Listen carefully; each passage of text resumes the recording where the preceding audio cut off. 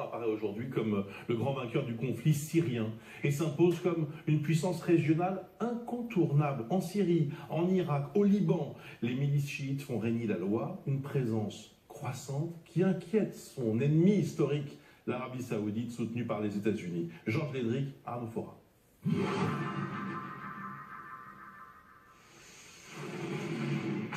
Sur ces images de l'armée syrienne, le dernier bastion de l'organisation État islamique tombe. Sur le terrain, c'est un général iranien, ici en turban, qui dirige les opérations. Qassem Soleimani, une figure de l'armée iranienne, le chef des gardiens de la révolution en personne, venu superviser la prise d'Abu Kamal. Une victoire stratégique qui permet au président Hassan Rouhani de proclamer la victoire 3 jours plus tard. Les événements importants qui ont eu lieu il y a quelques jours sont une victoire pour les soldats musulmans contre l'État islamique et le terrorisme dans la région. Ces derniers mois, les Irakiens ont réussi à vaincre Daesh avec la prise d'Abu Kamal en Syrie. La guerre contre Daesh est presque terminée. Soutien indéfectible de Bachar el-Assad, Hassan Rouhani savoure sa victoire. Son influence s'étend désormais jusqu'à la mer Méditerranée, grâce à ses milices chiites très actives en Irak, en Syrie ou au Liban, via le Hezbollah. Un axe chiite puissant, conçu comme un rempart contre l'ennemi saoudien. Le régime de Bachar el-Assad est le seul véritable allié de l'Iran depuis le début de la révolution. Et donc les Iraniens veulent être sûrs que Bachar el-Assad ne soit pas, son régime ne soit pas changé au profit d'un régime pro-saoudien. C'est une rivalité, je dirais, assez classique de deux pays qui prétendent à devenir la plus grande puissance régionale. Après, bien sûr, l'Arabie Saoudite est très proche des États-Unis de Trump, alors que l'Iran est plutôt proche de la Russie. Incontournable en Syrie, l'Iran discute de l'avenir du pays avec la Russie et la Turquie. L'Arabie Saoudite, elle, brille par son absence et ne cesse de dénoncer les ambitions hégémoniques de l'Iran. Depuis 2016 et l'attaque de l'ambassade saoudienne en Iran, les deux pays ont rompu toute relation diplomatique. L'Arabie sunnite et l'Iran chiite se livrent une guerre d'influence dans la région. L'Iran, c'est le seul État dans lequel le schisme est religion d'État. Et depuis des siècles, en fait, un des aspects de la politique étrangère de l'Iran, c'est de développer une influence et de mobiliser les communautés chiites à l'extérieur des frontières iraniennes, notamment en Irak, mais aussi au Liban. Donc c'est vrai que cette dimension est présente. En même temps, cette dimension religieuse ne cause pas le conflit, si vous voulez. Le conflit, c'est vraiment un conflit de puissance et un conflit de pouvoir.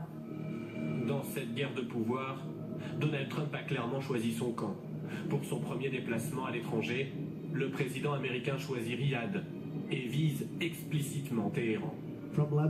Du Liban en passant par l'Irak ou le Yémen, l'Iran finance, arme et entraîne les terroristes, les milices et d'autres groupes extrémistes qui répandent la destruction et le chaos dans la région. Depuis des décennies, l'Iran alimente les feux du conflit communautaire et de la terreur. Régulièrement, Donald Trump fustige le régime iranien, le menace de nouvelles sanctions ou de revenir sur l'accord nucléaire. Une rhétorique de plus en plus guerrière, même si à Washington l'option militaire semble officiellement écartée pour le moment. Georges Malbruno, c'est un paradoxe de cette situation, c'est qu'il y a cette déstabilisation relative du pouvoir de Téhéran et au moment où l'Iran est en position de force, est revenu au centre du jeu dans cette région du monde. Elle est revenue au centre du jeu parce qu'il faut dire qu'on l'y a aidé. En 2003, George Bush a offert l'Irak aux Iraniens. Les chiites sont majoritaires, la démocratie a apporté un pouvoir chiite. Donc ensuite, au Yémen, on dit beaucoup que l'Iran intervient, ce qui est largement faux. L'Arabie Saoudite s'est engagée dans une aventure militaire désastreuse. Voilà, au Liban, effectivement, le Hezbollah est un instrument entre les mains de l'Iran depuis de très nombreuses années. En Syrie, il y a un accord entre la Syrie et l'Iran depuis de très nombreuses années aussi. Donc, si vous voulez, effectivement, on dit souvent l'Iran déstabilise. Oui, déstabilise. Enfin, l'Iran a participé à la guerre anti-Daesh en Irak. Les forces de Soleimani ont aidé les Kurdes et Bagdad à ce que Daesh ne pénètre pas. Donc voilà, on est aussi beaucoup dans cette espèce de, comment dirais-je, de fantasme, d'épouvantail. C'est vrai qu'il faut essayer de limiter cette influence iranienne à travers ses milices chiites, etc. Mais il faut reconnaître que l'Iran a eu le génie d'être influent dans ces pays-là sans être très présent via les communautés chiites qui ont longtemps justement été aussi opprimées par Saddam Hussein, au Liban par le pouvoir jadis chrétien, sunnite, etc. Et donc effectivement il y a eu un réveil chiite qui s'est opéré et l'Iran a tiré les marrons du feu et a bénéficié surtout des erreurs et continue de bénéficier des erreurs de son ennemi saoudien qui n'en loupe pas une, je suis désolé de le dire. Donc effectivement il faut essayer de contenir l'Iran, mais en 2001 l'Iran a aidé les Américains à lutter contre Al-Qaïda. 6 mois après, George Bush a mis l'Iran sur l'axe du mal. Donc si vous voulez, les Iraniens se sont dit, ok, on va peut-être pas continuer comme ça. Là, les Iraniens, le guide suprême en 2015, d'une certaine façon, comme Khomeini l'avait fait avec Saddam Hussein, a avalé le poison une nouvelle fois pour signer un accord nucléaire sur lequel il était extrêmement prudent. Et là, parce qu'il n'y a pas de confiance entre les Américains, et aujourd'hui vous avez un président américain qui veut détricoter, comme tu l'as dit, cet accord. Donc on est dans cette espèce de spirale de la méfiance. Et donc effectivement, et l'Iran face à ça, eh bien, a une réponse qui effectivement est une réponse toujours asymétrique. Il n'y aura pas de guerre entre l'Iran et l'Arabie Saoudite frontale, mais il y aura des guerres via des relais, on en a au Liban, en Syrie, en Irak, et effectivement ces relais, on a vu M. Qassem Soleimani, eh bien effectivement l'Iran dispose de relais avec une chaîne de commandement bien établie, des gens sur le terrain qui se battent, et donc tout ça porte des résultats, et nous effectivement on se retrouve à dire, il faut, comme l'a dit Jean-Yves Le Drian, il faut arrêter cet axe, mais j'ai peur que ce soit trop tard. Et pour finir, juste, le problème c'est que pour revenir à la situation intérieure, ceux qui ont permis à l'Iran de maintenir et d'accroître son influence, ce ne sont pas les amis d'Hassan Rouhani, ce sont les amis du guide, c'est Qassem Soleimani, les gardiens de la révolution, qui tôt ou tard, effectivement, reviendront de leur périple militaire, mais quand ils vont revenir, ils vont dire au guide, moi je reviens, mais il faut un partage du gâteau. Et donc ça veut dire renforcement de leur poids politique et probablement économique, avec une mainmise sur l'économie qui n'est pas de nature justement à favoriser la transparence à laquelle aspire Hassan Rouhani. Donc on est dans un nœud de contradiction. Agnès Levallois.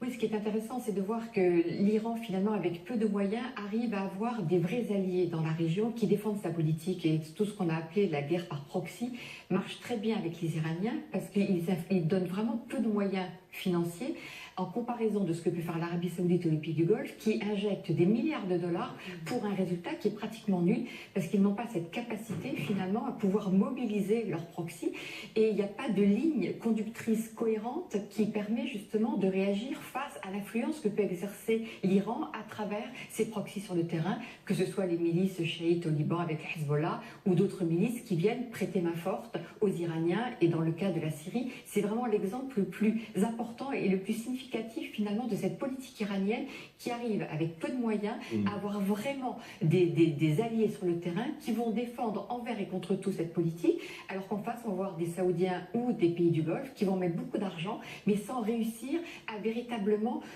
provoquer un soutien et une volonté de soutenir ce régime, et donc ça permet à l'Iran d'avoir une influence beaucoup plus importante finalement qu'elle ne devrait en avoir si on examine simplement la situation froidement. Et l'exemple syrien, là encore, est absolument significatif. Je voudrais qu'on regarde ensemble, Amélie Myriam Chély, la question d'un téléspectateur. En quoi, parce qu'on parlait tout à l'heure de fantasmes, d'inquiétudes, regardez cette question, elle est intéressante. En quoi l'attitude de l'Iran représente-t-elle une menace au Moyen-Orient?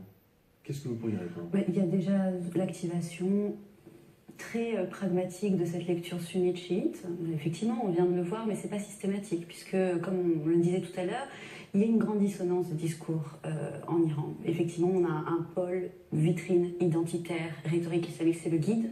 Et d'un autre côté, on a le pragmatisme qui est à l'œuvre depuis un certain temps. Ça va être plus la figure de Hassan Rouhani. Pour ses intérêts à l'extérieur, effectivement, dans cette guerre d'influence avec l'Arabie Saoudite, on active la lecture sunnite-chiite quand il s'agit de populations chiites opprimées. Par exemple, en Azerbaïdjan, on est chiite, on n'est pas opprimé. On peut, par exemple, préférer avoir de meilleures relations avec les Arméniens juste à côté, alors qu'ils ne sont pas chiites. Bon. Donc il y a déjà cette activation. Puis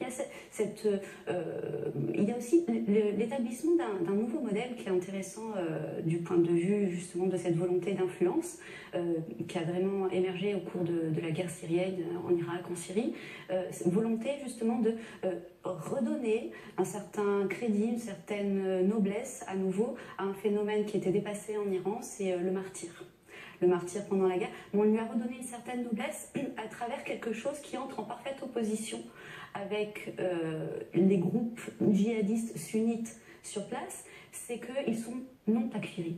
C'est-à-dire qu'en fait, les groupes djihadistes sur place sont takfiris. Les Iraniens vont, par exemple, créer des brigades de Babylone, par exemple, hein, des martyrs chrétiens qui, au nom de Jésus, vont aider les milices chiites. Donc ça, c'est très intéressant. Et effectivement, ils parviennent très bien, comme vous le disiez, avec peu de moyens, à avoir un certain nombre de pions dans la région. Sur la menace, Bruce, quand même, il faut parler d'Israël, quand même, parce que via le Hezbollah, l'Iran, quand même, est une menace contre Israël. Si on se mobilise tant contre l'Iran, c'est parce qu'il y a le Hezbollah qui a probablement 130 000 missiles livrés par l'Iran et qui se constitue une menace pour les Israéliens. Je pense qu'il faut, c'est toujours pareil, quand l'Iran fait quelque chose, il y a un discours quand même, c'est forcément mal, vous voyez, et on a du mal à se mettre à la place de l'Iran. Donc moi c'est ce que je dis toujours, imaginez qu'il n'y ait pas la République islamique d'Iran, vous avez une force comme Daesh qui arrive, qui est plus qu'anti-chiite, ils ont quand même commis ce qu'on peut appeler des actes même génocidaires. En Irak, ils ont tué 1400 soldats chiites, enfin je veux dire, voilà, c'est affreux. Bon, vous avez une population à 90% chiite, je veux dire, vous intervenez en Irak, ou vous soutenez un gouvernement chiite. L'Irak, dominé par le groupe sunnite lié à Saddam Hussein, a attaqué l'Iran, donc c'est assez rationnel et logique de soutenir le gouvernement chiite irakien attaqué par l'État islamique. Entre parenthèses, ceux qui nous disent que l'Iran est un danger pour la région, je voudrais savoir, et heureusement, je n'ai pas la réponse, qu'est-ce qui se serait passé si quand l'État islamique, rappelez-vous, a déferlé dans le nord de l'Irak, les combattants kurdes se sont enfuis, les Américains, on vient de le savoir, ont mis 3 mois pour réagir. Qu'est-ce qui se serait passé si les Iraniens, qui là effectivement ont paniqué, ont envoyé les passes d'Aran, etc., pour organiser la résistance, n'avaient pas freiné l'avancée des forces de l'État islamique. Donc si vous voulez, en Syrie, alors effectivement, il ne s'agit surtout pas de défendre tout ce qui s'est passé en Syrie, mais du côté iranien, il y a, et je crois que c'est Agnès qui en parlait, est-ce qu'on peut prendre le risque d'avoir des groupes comme Al-Nusra et l'État islamique en Syrie qui aient un jour quelque chose à dire dans la future Syrie? Pour eux, je veux dire, c'est rationnel de se battre contre ça. Donc ce que je veux dire par là, c'est qu'il n'y a pas forcément, on entend toujours, c'est un peu cliché quand même, l'empire. On faudrait peut-être arrêter. Je veux dire, c'est assez rationnel. L'empire iranien, effectivement, ça. C'est pas le pays qui a attaqué le plus de pays dans la région. Je pense que c'est assez rationnel en politique. Oui, puis il faut se souvenir que quand même, il y a eu 2 attentats à Téhéran, Daesh, Parlement iranien, puis au mausolée d'Imam Khomeini. J'ai du mal à envisager donc le danger que l'Iran pourrait représenter dans la région quand on observe juste ne serait-ce que leur réponse. La réponse, c'était quoi? Des missiles envoyés sur une base de matériel de Daesh à Deir ez-Zor, pas de dommages collatéraux, réponse à mon sens proportionnelle. Me semble qu'il faut aussi voir le type de réponse que l'Iran peut offrir.